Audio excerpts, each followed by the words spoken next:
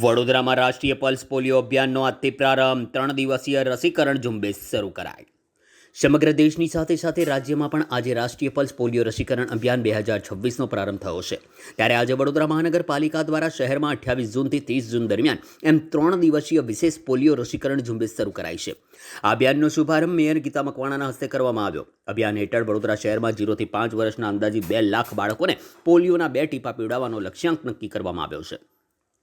આજે પ્રથમ દિવસે શહેરના અર્બન હેલ્થ સેન્ટરો, કોમ્યુનિટી હેલ્થ સેન્ટર, આંગણવાડી કેન્દ્રો તેમજ રેલવે સ્ટેશન અને એસટી ડેપો જેવા જાહેર સ્થળોએ વિશેષ પોલિયો બૂથ શરૂ કરવામાં આવ્યા હતા।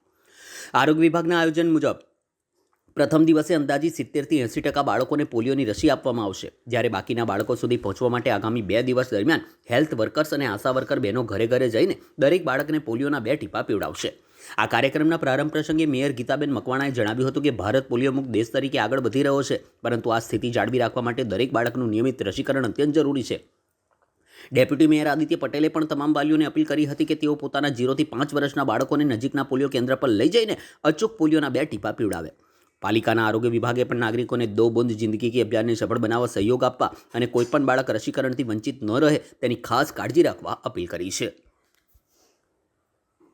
આજે વડોદરા મહાનગરપાલિકા દ્વારા જે રાષ્ટ્રીય આયોજન પોલિયો પલ્સ પોલિયોનું આયોજન કરવામાં આવ્યું છે, તો બૂથ પર અમે 5 પદાધિકારીઓ તેમજ કાઉન્સિલરો અને વીએમસીની પૂરી ટીમ સાથે આરોગ્ય શાખાની પોલિયો માટે અમે બાળકોને ડ્રોપ 2 ડ્રોપ દ્વારા અમે એ લોકોને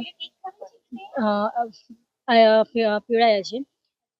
જ્યારે વસ્તી ગણતરી વડોદરા શહેરની વસ્તી ગણતરી 20 લાખથી વધુ તેમજ 5 લાખથી વધારે ઘરોને આવરી લેતા અને 2 લાખથી પણ વધારે બાળકોને આજે બૂથ લેવલ પર પોલિયોના 2 ટીપા પીવડાવવામાં આવી રહ્યા છે અને 29 અને 30 તારીખે ઘરે ઘરે જઈને પોલિયો નિમિત્તે મહત્વાકાંક્ષી લક્ષ્ય હાથ ધરેલું છે। બાળકોને માતા પિતાને જણાવવાનું કે તમે તમારા બાળકોને પોલિયોના 2 ટીપા પીવડાવીને બાળકોનું ભવિષ્ય સુરક્ષિત કરો।